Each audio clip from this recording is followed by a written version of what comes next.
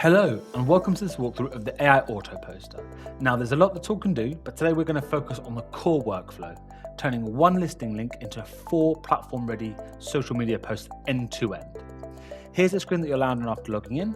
We'll head straight to the Open Content Generator. This is where the tool will ask us for our URL. So we'll head over to our website where we have our listing with the images and some description. We go back into the tool and we paste our URL here. We'll import it, and then the tool will ask us what platforms that we want to post to based on our marketing strategy. So for today's demo, we want to post to LinkedIn, Facebook, Instagram, and X.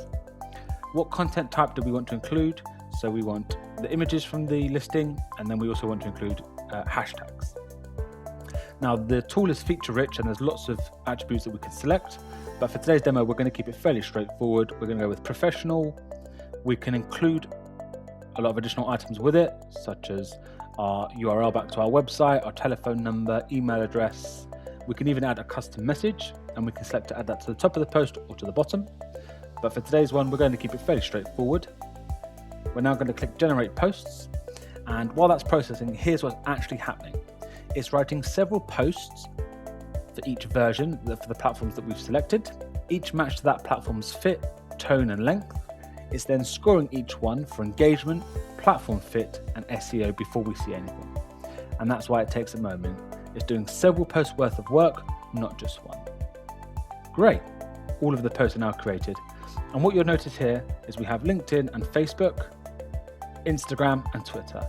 Now they have all been written differently, specifically for the platforms that they're posting to. So they all have different engagement scores, platform fits, and SEOs. Let's pick Instagram, for example. So as we can see, it's written here. We have our engagement score of 92, platform fit, and then SEO. So what does engagement mean? Well, it predicts likes, comments, and shares before it goes live. Platform fit is checked against what actually performs on each platform.